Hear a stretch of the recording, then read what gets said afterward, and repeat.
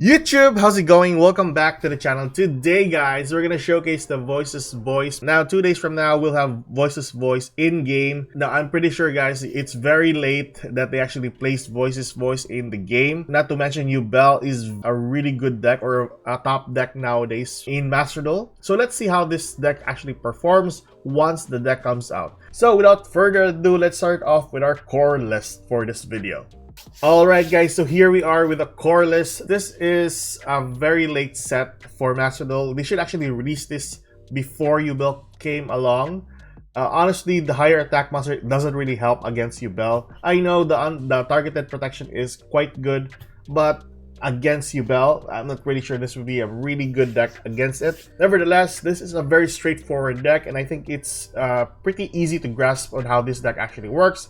There are not much that you can actually do with this deck, but with its own archetype only. I tried to check out some other versions where Voiceless Voice has been added as an engine. Reading from the cards yesterday, they are just good with its own archetype. There are some other versions where you can place branded with this, but the problem with that is they are using 3 copies of branded fusion, which we only got 1 copy in Master Duel.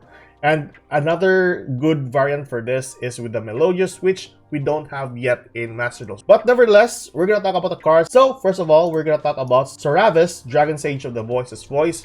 You can spell summon this card from your hand by shuffling 2 spells, including a ritual spell. When your opponent activates a card or quick effect, you can return this card from your field to your hand, spell summon 1 light ritual monster, warrior, or dragon from your hand or deck, but shuffle it to the deck during the end phase. So you can just get a hold of a copy of Saravis during your opponent's turn. This is one of the best hand traps as well with this archetype as well. Targeted negation, and once this card is on the field, you can also negate a spell summon from a monster. This can also negate the spell summon of Phantom of WILL, which you can just banish that monster from the field. Pretty good effect. It's easy enough to get a copy from the Dragon Sage of the Voiceless Voice, but regards to the number of copies, 0 to 1 copy. Next card, we have Saphira, Dragon Queen of the Voiceless Void. So you can discard this card, send 1 ritual spell from your deck to the graveyard, then you can add 1 ritual monster, warrior or dragon from your deck or graveyard to your hand. So your typical targets for this is a copy of Saphira, Divine Dragon of the Voiceless Voice, or copy of Skull Guardian. You can banish this card from your graveyard, ritual summon 1 light ritual monster, warrior or dragon from your hand by tributing monsters on your hand or field whose total levels equal to the or exceed the level of the ritual monster. So typically, if you have low on the field, you can just sacrifice low to ritual summon your monster, which is your primary tributed monster for your ritual summon. Then we have our low prayers of the Voiceless Voice. Basically, this is your bread and butter for your deck. So if you ritual summon exactly 1 light ritual monster, you can use this as a tribute for that ritual monster. If this card is normal or spell summon, you can place 1 Voiceless Voice continuous spell or trap card from your deck face up on your spell trap card zone. If a light ritual monster is special summoned to your field while this card is in your graveyard, you can special summon this card. If you have a face up low on the field, your barrier will protect your monsters from ever getting targeted for effects, which is pretty insane for a card effect. It's kind of like Hydrant in a sense where majority of its spell and trap cards are very potent. Low needs to be on 3 copies because this is your bread and butter combo. Then we have Saphira, Divine Dragon of the Voiceless Voice. It's kind of like a graceful charity effect. Draw 2 cards, dump 1 card. When an attack is declared involving a light ritual monster, you can discard 1 random card from your opponent's hand. During the end phase, you can add 1 light monster from your graveyard to your hand. So a pretty good card to gain back your resources. With regards to the number of copies, I haven't seen people actually use this one, but if ever you want to use this, just get 1 copy for this. I haven't seen some people actually use this in their decks, so maybe just go with 0 to 1 copies, but standard decks don't really run this. Then we have here Skull Guardian, which is primarily your boss monster for the deck. You can ritual summon this card with prayers. If this card is ritual summon, you can add 1 Voiceless Voice monster or ritual monster, warrior or dragon from your deck to your hand. When your opponent activates a card or effect while you control a low, you can negate the activation, and if you do, destroy the card. Now take note on that one, it only negates the activation, not the effect. So if the guy has the second copy of that card, he can activate that card specifically. Typically 2 copies for this. I haven't seen people run this on 3 copies basically, but this is a pretty good card to be on 2 copies. Then we have our continuous spell, Barrier of the Voiceless Voice. While you control low, the prayers of the Voiceless Voice, and a light ritual monster, your opponent's monster cannot target ritual monsters for attack Also, your opponent can't target light monsters you control with card effects. During your main phase, you can add one Voiceless Voice card or Skull Guardian Ritual Monster from your deck to your hand. So typical targets for this is, like I said earlier, Saphira, which you can dump to the graveyard to get a hold of your Ritual Monster, plus sending a copy of Blessings or Prayers to the graveyard. So basically 3 copies. I'm pretty sure this is going to be a UR once it's going to be released.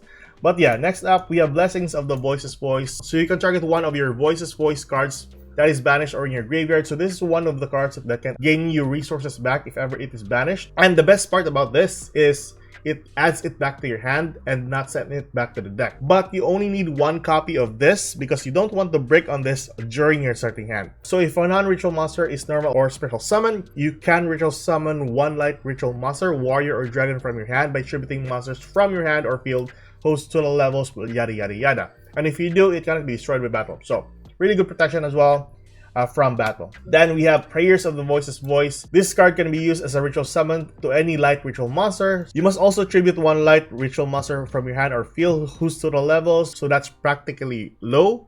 If a face-up light ritual monster you control leaves the field by an opponent's card effect, you can banish this card from your graveyard, spell summon 1 Seravis, the Ascended, so that's the hand trap, 1 Saphira, the dragon, or 1 Skull Guardian, Protector of the Voiceless Voice from your hand or deck, ignoring summoning conditions if ever this card is sent to the graveyard. For Prayers, go for 2 copies basically. In hindsight, this is a pretty good card though, but it's practically used to dump to the graveyard and not basically used as a ritual card, to be honest with you guys. Then we have the trap cards, Guardian of the Voiceless Voice. So if a face-up monster you control is destroyed by battle or by card effect, except a ritual monster, you can spell summon 1 Skull Guardian from your hand or deck. Pretty good effect. You can send this face-up card to the graveyard and target 1 ritual monster you control. It gains attack equal to the combined original attack of the monsters currently on the field. Oh yeah, I read this one yesterday. Okay, so that's a pretty good card effect, but most of the time it's not really used. Majority of the people only use the Radiance because this card allows you to pop multiple cards. So 0 to 1 copies if you want to have fun with this, just gaining more attack, then go for Guardian, but if not, just go for Radiance. Then lastly, for our 1 card, Radiance of the Voiceless Voice. During your main phase, you can activate one of these effects. Shuffle 1 light ritual monster or 1 ritual spell from your hand or graveyard into the deck, and if you do, add to your hand or special summon 1 Voiceless Voice monster from your deck. Second effect, target cards your opponent controls up to the number of light ritual monsters you control. Destroy both this card and as many of the cards targeted as possible. So just a recap, Seravis 0 to 1 copy, Saphira 3 copies basically, Low 3 copies, Saphira also the ritual monster 0 to 1 copy, Skull Guardian maxes 1 out to 2 copies, Barrier go for 3 copies, Blessings 1 copy, Prayers of the Voiceless Voice 2 copies, Guardian of the Voiceless Voice 0 to 1, and Radiance of the Voiceless Voice 1 copy for your deck. So that's basically our core cards there, guys. Let's check out our Master Duel deck list for this deck. Alright guys, so here we are with our standard version for Master Duel. Now take note, we are in a format where Snake Eyes, Fire Kings, and Yubel is on the rank, so you're gonna have to compete against that. So one of the things we can prepare for that is either you got a copy of Nibiru or have some board breakers like Triple Tactics Talent, Evenly Matched, things like that that you can use up against those type of decks. We're using our staples here, the Maxi, Ash Blossoms, Imperms, because in the best of 1 format, you need these cards to actually help you out. Furthermore, Barrier will protect your monsters from ever getting targeted, especially for your ritual monsters. This is basically Omni-Negate in a sense, so it's already protected if you have low on the field. There is another version where you can use Nadir Servant plus Dogmatica, but it's gonna add more bricks, so I don't prefer that. So better we're gonna go with this. You can also go for 1 since we are limited to Pot of Prosperity. Extravagance is a good choice as well. If you're using Extravagance plus Nadir, I would not advise any of that. So it's either you use Nadir plus Dogmatica and then remove the Extravagance, and then instead of Extravagance, go for 1, so at least you can have consistency with your deck in gaining access to low on the field. The 2 copies of Seravis, like I said earlier, is a good choice because it allows you to protect your monsters from ever getting targeted, and if ever this card is on the field, you can negate a spell summon of a monster. Bestial Magnamut is one of the good cards as well because once this card is spell summoned to the field, and this can also banish a dark monster from the graveyard, which prominently it is Yubel. And the end phase, you can gain access to Seravis, which is also a really good hand trap. We're also running Seravis, so in case we dump those cards, like the ritual cards, to the graveyard, you can just spell summon Seravis to the field, having an extra body, and still, you can access your extra deck with that extra body of Seravis. I think that's basically it, guys. Usually, your extra deck is just situational cards that you can go up against some decks. Anima is a pretty good card as well because you have low as a 1 card, or a level 1 monster, I'm sorry. And then that's basically it. You have Maxi, Ash Blossom, the typical cards that you basically need. And of course, you have your Omni Negate. Omni Negate, targeted protection. And then if this card is spell summoned to the field, you can negate a spell summon, which is pretty insane for a deck. Not to mention, Radiance can pop cards. And then you're protected with your card effects as well, as long as you have light monsters on the field. So that is your standard version for Master Duel, guys. Let's move on with our combos. Okay guys, so here we are with our standard combo. Now, there are instances where your opponent has Drill and Lockbird, and this will actually lock you out in gaining more card advantage. But regardless, we can still do the combo. But for now, we're just gonna do the standard version for this build. And then with the 1 copy of Low, this is basically your 1 card starter. And it is pretty much straightforward for this deck. So let's start off. We normal summon our Low here, gaining access to our Barrier will get a copy of our Saphira. Saphira will dump to the graveyard, getting a copy of our Prayers to the graveyard, and add 1 Light Warrior. And we can also add the Dragon though, but it's much preferable you go for the Skull Guardian. Then we banish our Saphira. Saphira will summon the Skull Guardian by tributing Low on the field, summon Skull Guardian. And now we can use Low to its effect in the graveyard. So chain 1 Skull Guardian and then chain 2 Low. So once Low is in the field, it will allow your barrier to be online and for your monsters to be protected. And with this, we gain access to our hand trap, which is this one here. Now, if you already have a copy of Barrier on your hand, you can gain access to the Radiance, which is pretty good. And then still go off with a combo, but regardless, that is basically your standard board and the combo that you usually do with this deck. Ash is not really a big problem with this because Barrier will be activated directly from your deck to the field.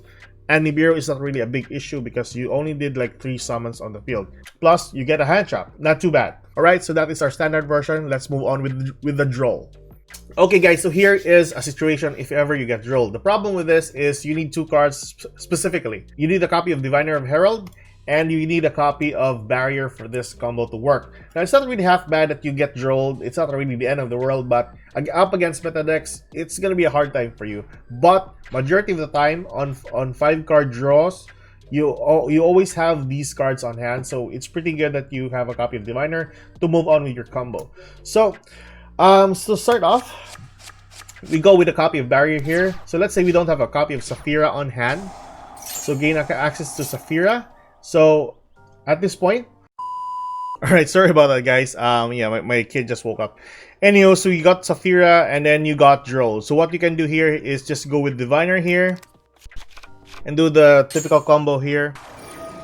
Send Trias to the graveyard. Trias will sacrifice the Diviner. Diviner will get the Low. And then at this point, since you can't add cards to your hand, the Low can actually gain you access to another continuous spell, which is the trap card. So we go for Radiance. And now we dump a copy of our Saphira to the graveyard. Now take note, you can't add cards, but you can still dump cards to the graveyard. So we send a copy of Prayer to the graveyard, and then use a copy of a Radiance for this point to shuffle back our Prayer. And then gain access to our Seravis. Now, Seravis, in a sense, can spell summon 1 light ritual monster, warrior, or dragon. Take note of that one. As long as you return this card from the field to your hand. Now, you have to have your opponent activate a card for this to work. So, yeah. So, the reason why I did this is because you can go with a copy of IP Masquerena here, or a copy of SP Little Knight. It's either one of those, as long as those 2 light monsters are removed, and it's very prone to Super Poly. So yeah, IP Masquerena or SP Little Knight is one of your choice, and then you have to stay or have Seravis on the field for its effect to work during your opponent's turn. So we pass it on to our opponent's turn. At this point, he's gonna activate the card. There we go. And then we use FX Ravis. You can either get the copy of our hand trap on the field for special summon negation and then some targeted negates, or better yet, we go for Skull Guardian. Skull Guardian, once summoned to the field, we summon low from our graveyard since it has its effect, and then we use the effect of low, put our face-up spell or trap card directly from the deck to the field. So we have a copy of Blessings on the field as well. Not half bad for a field, and that is basically what we can do if ever we got drilled. So anyways, guys, that is all for our combo today. Tell me your thoughts on the Voiceless Voice. Are you ready for the Voiceless Voice? And against you, Bell, will this have a fighting chance? I'll see you guys in the next video. Keep safe, good luck. If you like this kind of content, like and subscribe. See you later on the next video.